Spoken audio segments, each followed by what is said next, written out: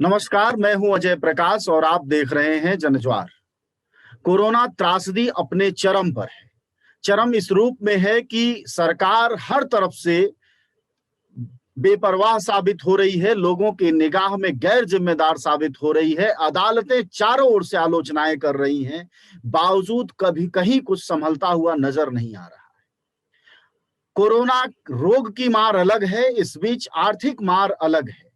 ये दोनों मार मिलके मानव त्रासदी को सर्वाधिक अपने चरम पर ले जा रहे हैं। ये एक बड़ी समस्या के रूप में सदी के समझ में आ रहा है, सामने भी आ रहा है। इन तमाम पहलुओं पर बातचीत करने के लिए हमारे साथ प्रोफेसर अरुण कुमार हैं। हम उन्हें बार बार जनता का अर्थशास्त्री कहते हैं। वह पेंडेमिक के भी जानकार हैं। आपको हम याद दिला दें कि अगर उनके आप पिछले इंटरव्यू जनज्वार पर ही देखेंगे तो उन्होंने जो जो संभावनाएं और आशंकाएं इस सरकार को लेकर, रोग को लेकर, आर्थिक स्थितियों को लेकर जताई थी, लगभग लगभग वह सही साबित हुई है। उन्होंने कहा था पिछले दिनों के इंटरव्यू में कि मई आते आते हमारे देश में प्रतिदिन कोरोना संक्रमितों की संख्या करीब 5 लाख के करीब पहुंचने लगेगी और कल 4 लाख के करीब संख्या पहुंच चुकी है। और वह तब है जबकि जनता का बड़ा हिस्सा ये कह रहा है कि सरकार सच छुपा रही है। सर, आपका स्वागत है जनज्वार में फिर एक बार। अब आप देख रहे हैं कि देश में लगातार संक्रमितों और मरने वालों की संख्या बढ़ती जा रही है। लोग मांग कर रहे हैं कि जो जीवन रक्षक दवाएं हैं उस पर भी सरकार जीएसटी क्यों ले रही है। तो सबसे पहले बात यहीं से शुरू करते हैं, चूंकि आर्थिक मामलों के आप जानकार हैं, तो ऐसी क्या मजबूरी है कि जब जीवन रक्षक दवाएं उन पर भी जीएसटी ली जा रही है। देखिए, सबसे पहले बात समझनी होगी कि ये जो बीमारी है इसका अर्थव्यवस्था पे क्या असर है, तब हम समझ पाएंगे कि ये दवाओं पे जो जीएसटी लिया जा रहा है या नहीं लेना चाहिए उसके बारे में। तो जो लॉकडाउन है वो अपने आप में कोई दवा नहीं है, वो तो सिर्फ ये है कि लोग मिलेंगे जुलेंगे नहीं तो ट्रांसमिशन कम होगा, तो उससे बीमारी बहुत तेजी से नहीं फैलेगी। और अभी क्या है, कम्युनिटी ट्रांसमिशन हो गया है, मतलब कि इतना कम्युनिटी में फैल गया है, करोड़ों लोगों को फैल गया है, चारों तरफ फैल गया है, छोटे गांव में, छोटे शहरों में, सब जगह फैल गया है कि अब आप उसको रोक नहीं सकते कि आप यहाँ पे लॉकडाउन टेम्पररी कर दिया, वहां पे कर दिया, सारे देश में लॉकडाउन करना पड़ेगा। जैसे कि बंबई में जब किया लॉकडाउन उन्होंने 14 तारीख से, तो 25 तारीख के बाद वहां पे संख्या कम होने लगी, क्योंकि ये ट्रांसमिशन होता ही है एक व्यक्ति से दूसरे व्यक्ति को। तो जब सारे देश में लॉकडाउन लगेगा तभी वो संभलने की स्थिति में आएगा। और अगर लॉकडाउन लगेगा तो उससे फिर जो आपकी अर्थव्यवस्था पे असर पड़ेगा ही, क्योंकि जब लोग दफ्तर नहीं जाएंगे, फैक्ट्री नहीं जाएंगे, काम नहीं करेंगे, तो अर्थव्यवस्था चौपट होगी ही होगी। पर लॉकडाउन में मतलब लोग बचेंगे।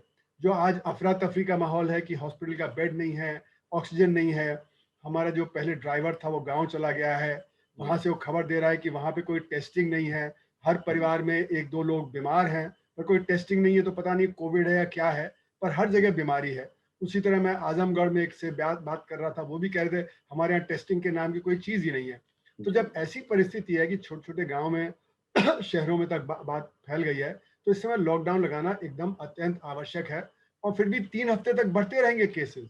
जो कहा था कि 5 लाख केस हो जाएंगे मई के महीने में, या उस कुछ लोग कह रहे हैं कि 10 लाख तक हो जाएंगे अगर इसी रफ्तार से बढ़ता रहा। तो सबसे पहले तो यह कि हमें रोकना है कि जनता जो परेशान है, जो उनके नजदीकी लोग हैं जो मर रहे हैं, और मतलब कि जिनको हम कुछ मदद नहीं दे पा रहे हैं, ना उनको ऑक्सीजन का, ना हॉस्पिटल बेड का, या हॉस्पिटल के बाहर लोगों की मृत्यु हो रही है, और फिर क्रिमेशन ग्राउंड पे जगह नहीं मिल रही है।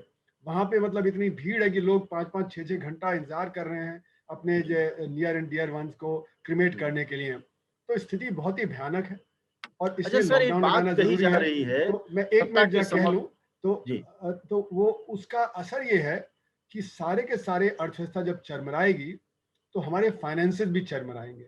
जो सरकार है इस समय हमें सपोर्ट करना है, जो गरीब आदमी है, जो लॉकडाउन में परेशान रहेंगे, जिनकी आमदनी रुक गई है, जिनको खाना पीना देना है, फिर उस तरह से अस्पताल है, फिर मेडिसिन है, फिर वैक्सीनेशन है, ये सब की व्यवस्था करनी है। तो इसीलिए जो टैक्स जो कलेक्शन है उसी से ही होता है। लेकिन मेरा मानना है जो अत्यंत आवश्यक चीजें हैं, जैसे दवाएं हैं इस समय, है ना, उस पर कालाबाजारी चल रही है, और जीएसटी अगर जब कम हो जाएगा तो उससे थोड़ी बहुत राहत मिलेगी। तो मेरा मानना है कि इस समय जीएसटी उन चीज़ों पे हटा देना चाहिए जो कि अत्यंत आवश्यक चीज़ है, क्योंकि जनता की आमदनी कम हो गई है, उनकी आमदनी खत्म हो गई है, उनको वो चीज़ें खरीदने में मुश्किल आ रही है। तो जो दवाएं नहीं, जो और भी चीज़ें अत्यंत आवश्यक चीज़ें हैं, उनके ऊपर भी जीएसटी कम कर देना चाहिए। और हमें जहाँ पे लोगों को फायदा हो रहा है स्टॉक मार्केट में, जैसे कि स्टॉक मार्केट बहुत उछाल पे है और जो खरबपति हैं वो तो और भी खरबपति हो गए हैं, तो वहां पे एक टैक्स लग जाए, जो हमारे जो ट्रांजैक्शन होता है जो स्टॉक मार्केट में, तो वहां से पैसा उठाया जा सकता है। जिनकी वेल्थ जो इतनी बढ़ी है पिछले दिनों में, उन पे वेल्थ टैक्स जो मतलब लगाया जा सकता है। जो टॉप 1% है देश के, 99% के पास तो कोई इतनी संपत्ति है नहीं, पर जो टॉप 1% है वहां से पैसा उठाया जा सकता है। तो सरकार को एक out of the box thinking करनी है, जिससे कि आम जनता को जो परेशानी है उससे निजात मिल पाए। अच्छा, एक बात कही जा रही थी सर कि महीने दिन पहले ही, मार्च के पहले शुरू में ही एक्सपर्ट ने कह दिया था कि स्थितियां बहुत गंभीर होनी है भारत की। बावजूद उसके प्रधानमंत्री इस बात पर बहुत गंभीर नहीं दिखे, कैबिनेट तो बिल्कुल नहीं दिखी। तो उनको कौन सी जानकारियां मिल रही होंगी जिसकी वजह से वो गंभीर नहीं दिखे? क्या वह सिर्फ चुनाव जीतने की जिद थी या मतलब जानकारी ही नहीं थी? मुझे लगता है कि जो हमारी टॉप लीडरशिप है वो बात नहीं सुनती एक्सपर्ट्स की। और एक्सपर्ट जो हैं, जैसे मैंने अपनी किताब में ही, जो मैंने पिछले जी, साल जुलाई में लिखी थी किताब, जून जी, जुलाई में, वहां पे हुँ, प्रिडिक्ट किया था कि सेकेंड वेव आएगी और सेकेंड वेव ज्यादा भयानक होगी, क्योंकि जब स्पेनिश फ्लू आया था तो सेकेंड हुँ, वेव में भारत में ज्यादा लोगों की मृत्यु हुई थी, क्योंकि हम जी, तैयार नहीं थे। उसी हुँ, तरह मैंने एक आर्टिकल लिखा वायर में कि जो हुँ, 6 अनलर्नड लेसन, मतलब क्या क्या चीजें हमने नहीं सीखी। जैसे जी, कि हमको टेस्टिंग नहीं कम करना चाहिए था, हमको जीनोम टेस्टिंग और बढ़ा देना चाहिए था, हमें जो है हॉस्पिटल बेड की तैयारी रखनी चाहिए थी, और जो हॉस्पिटल में दवाएं वगैरह है उसकी तैयारी रखनी चाहिए थी। तो जो हमारी टॉप लीडरशिप है उसने ये बात सुनी नहीं। और फरवरी के मिडिल से जब जब मिनिमम नंबर 9,000 10,000 के करीब चल रहा था, उसके बाद हुँ, नंबर बढ़ने लगा। तो ये तो मार्च में मुझे भी लगने लगा था कि लॉकडाउन होना चाहिए, है ना। हुँ, और अप्रैल में तो जरूरी लॉकडाउन लगा देना चाहिए था तुरंत। पर क्या है कि जो पॉलिटिशियन होता है वो तो अपनी पॉलिटिक्स को देखता है, उसको लगता है कि भाई मेरी तो पॉलिटिक्स चलते रहना चाहिए।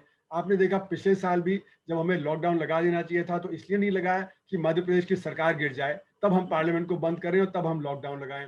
वो जी। तो ये मतलब पॉलिटिशियंस का तो हमारे यहाँ रहता ही है, जो पॉलिटिक्स में ज्यादा विश्वास रखते हैं, जनता का कुछ भी हो जाए। तो ये एक तरह अच्छा, से सर, मतलब सरकार गरीबों के थोड़े बहुत मुआवजे की बात करती है, जैसे मई और जून में 5-5 किलो अनाज दिया जाएगा। लेकिन एक बड़ा तबका पिछले साल से इस बीच मध्य वर्ग का बहुत बर्बाद हुआ है। अमेरिका को लेकर जो बातचीत चल रही थी कि अमेरिका ने 55 लाख तक की कमाई करने वाले लोगों को सालाना, जो लोग 55 लाख कमा रहे थे, उन तक को मुआवजा दिया है, राहत दी है, पैकेज दिए हैं। हमारी सरकार की क्या आर्थिक ऐसी स्थिति नहीं है कि मध्य वर्ग का एक बड़ा हिस्सा जो इस लॉकडाउन में या फैक्ट्रियों के बंद होने से गरीब हुआ है, जैसे 3 करोड़ लोग गरीबी रेखा में चले गए पिछले साल के आंकड़ों के अनुसार, उनके लिए कुछ कर सके? देखिए, ऐसा है कि हमारे यहाँ 94% लोग असंगठित क्षेत्र में काम करते हैं और वहाँ हुँ, पे तनख्वाहें बहुत कम होती हैं। तो 94% लोगों को सपोर्ट करना बहुत ज़रूरी है। उसके बाद आता है कि निम्न मध्य वर्ग, फिर जी, मध्य वर्ग आता है, फिर जो ऊपरी मध्य वर्ग आता है ना। हुँ, तो सबसे पहले तो हमारी ये होनी चाहिए जो कोशिश कि हम जो 94% असंगठित क्षेत्र के लोग, लोग हैं, उनको जी, सबसे पहले प्रोवाइड करें। जब हम उनको ही नहीं दे पा रहे हैं, उनके लिए भी सरकार ने प्रावधान नहीं रखा, और जो बजट में रखा भी वो 3 लाख करोड़ रुपए का ज्यादा रखा। उनमें भी कई स्कीम्स जो थी किसानों वगैरह की, वो पहले की पुरानी स्कीम्स थी। तो जब हमने हुँ, उनके ही लिए नहीं रखा, तो फिर मध्य वर्ग का तो गिनती तो बाद में ही आएगी। तो मेरा ये मानना है कि जो हमारे देश में करीब 20 करोड़ लोग थे असंगठित क्षेत्र के, जिनका काम एकदम से ठप हो गया था, वो एकदम से गरीबी की रेखा के नीचे चले गए। ऐसा नहीं कि जो मध्य वर्ग वाला है वो गरीबी की रेखा के नीचे चला गया, ये तो हुँ, जो असंगठित क्षेत्र वाला है वो जो गरीबी की रेखा के नीचे गया। और हुँ, जैसे अब एक स्टडी आई थी, उसमें ये हुँ, दिखाया था कि 75% जो लोग हैं हमारे देश में, उनके जी, पास इतनी बचत नहीं होती कि वो एक हफ्ते का राशन पानी खरीद सकें। तो जी, जैसे ही उनकी आमदनी रुकती है वो तुरंत जो है भुखमरी का जो सामना करते हैं। कम से कम मध्य वर्ग है, उसके पास कुछ बचत है, कुछ सेविंग है, कुछ एसेट्स हैं जिसको हुँ, मोनेटाइज कर सकता है, जिससे वो काम अपना चला सकता है। तो मेरा मानना है कि हमें एक स्ट्रैटेजी के तौर पे सबसे पहले जो हमारे असंगठित क्षेत्र है उसकी तरफ ध्यान देना चाहिए। जो कामगार हैं जिनका काम हट गया, उनकी तरफ ध्यान देना चाहिए। और फिर जो बाकी अगर पैसा बचता है तो फिर बाकी और क्षेत्रों में। तो अमेरिका में ऐसी स्थिति नहीं है कि वहां पे 94% असंगठित क्षेत्र है, मतलब 94% बहुत ज्यादा होता है। वहां असंगठित क्षेत्र होगा तो 5-7% होगा। जैसे वहां पे किसानी में 1% से कम लोग हैं, तो किसानी को आप दे सकते हैं पैसा 10 लाख 15 लाख। पर भारत में जो मतलब यहाँ पे 55% लोग हैं जो किसानी में हैं, 42% लोग हैं जो वहाँ पे काम करते हैं, उनको आप इतना पैसा नहीं दे सकते, क्योंकि उतना तो जो आपके पास रिसोर्स ही नहीं है। तो इसलिए हम अपना अमेरिका से तुलना ना करें, हम अपनी समस्या देखें। और इसीलिए सबसे ज्यादा अर्थव्यवस्था दुनिया की हमारी गिरी, क्योंकि हमारे यहाँ असंगठित क्षेत्र सबसे ज्यादा है और उसी को सबसे ज्यादा असर पड़ा। जो टॉप 20 कंट्रीज हैं जिनको हम कहते हैं, जो आजकल जो G20 में हैं, उनमें सबसे ज्यादा असर हमारे यहाँ हुआ, क्योंकि जिस तरह से हमने देखा कि जो गरीब आदमी है वो पलायन किया, शहर से गांव गया, वैसा कहीं और नहीं दिखा। वहां पे ऐसा भुखमरी नहीं दिखी, वहां पे और परेशानी नहीं दिखी, ना चीन में दिखा, ना बाकी और कहीं जगह दिखा। तो ये हमारी समस्या अलग है, बाकी देशों की समस्या और अलग है। अच्छा सर, एक चीज और कि जिस तरह लगातार अदालतें कह रही हैं, सरकार को फटकार रही हैं, अलग-अलग राज्य सरकारों को भी बोल रही हैं, नेताओं को सीधे तौर पे कह रही हैं, बावजूद कुछ संभलता हुआ दिख नहीं रहा है। क्या लगता है कि ये जो सिविक बॉडी है हमारे देश में, जिसमें अधिकारी हैं, नेता हैं, मंत्री हैं, ये लोग संभाल नहीं पा रहे हैं, तो क्या हमें सेना और इस तरह की मदद की तरफ भी सोचना चाहिए? बिल्कुल आपने सही कहा। देखिए, हुँ, स्थिति आज सिविल सिविल एडमिनिस्ट्रेशन के हाथ के बाहर चली गई है। ना हमारे यहाँ उतनी टेस्टिंग हो रही है, ना हमारे पास उतने जो हॉस्पिटल हैं, ना हमारे पास उतना ट्रांसपोर्ट है। अब आपने देखा दिल्ली में जो एम्बुलेंस वाले हैं 15-15, 20-20 हज़ार रुपए चार्ज कर रहे हैं, माँग कर है रहे हैं, ना? बिल्कुल। काला काला बाजारी सब जगह चल रही है, दवाओं की है, मास्क की है, जो सारी एसेंशियल चीजें हैं उसमें सब में काला बाजारी चल रही है। ऑक्सीजन जो 500 रुपए का सिलेंडर भरता था, आज 40-50 हज़ार, और लोग कहते हैं कि 1 लाख तक देना पड़ रहा है। तो एक काला बाजारी चल रही है, सिविल एडमिनिस्ट्रेशन के हाथ के बाहर चली गई है। तो इस समय आर्मी को बुला लेना चाहिए, क्योंकि ये स्थिति युद्ध से भी बदतर है।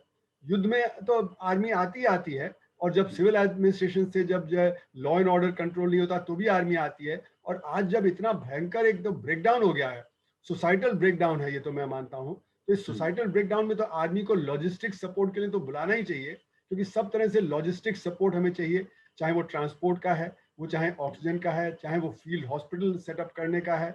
तो आर्मी के पास फील्ड हॉस्पिटल होते हैं, उनको तुरंत वो सेटअप कर देना चाहिए। उनके पास जो मेडिकल पर्सनल है उसका इस्तेमाल करना चाहिए। और मैं कहूँगा कि मेडिकल पर्सनल इस समय की कमी बहुत ज़्यादा है। तो मेडिकल पर्सनल जो है उसको एक तरफ वैक्सीनेशन भी करना है, एक तरफ जो है लोगों के जो मेडिकेशन भी करना है, जो उनका जो बीमारी में उनको सहायता भी करना है अस्पताल में। फिर वो खुद बीमार पड़ जा रहे हैं, बहुत सारे बीमार हो गए हैं, और उनके बिल्कुल। परिवार के लोग बीमार हो गए, तो वो फिर मतलब उसमें निकल गए हैं। तो कुल मिला के जो हमारे पास जो मेडिकल पर्सनल है उसकी बहुत ज़्यादा इस समय कमी है। तो आर्मी आएगी तो उसमें भी सहायता होगी, क्योंकि वहाँ पे लॉजिस्टिक्स में वो काम कर सकते हैं, और जो बाकी जो मेडिकल काम है वो कर सकते हैं।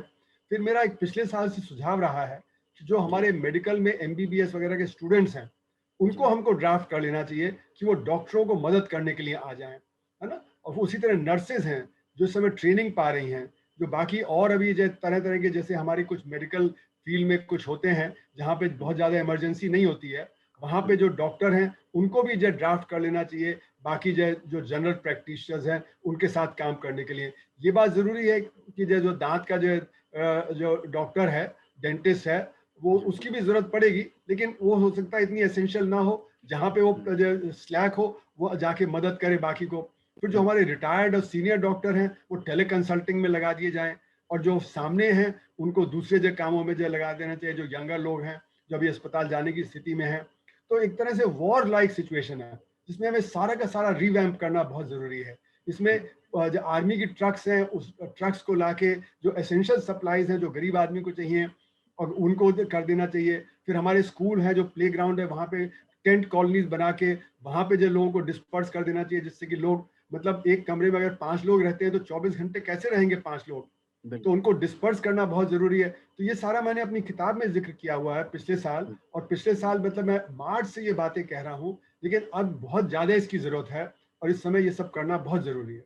कि हुँ, जो अभी जो हमारे अफरा-तफरी का माहौल है, जिसमें एक स्टेट दूसरा स्टेट सेंटर से टकराव हो रहा है, वो जी, स्थिति खराब है। उसमें कोऑर्डिनेशन नहीं हो पाएगा। जैसे वैक्सीनेशन है, उसमें मैंने सबके लिए खोल दिया, उतनी तो हमारे पास डोज़ ही नहीं है।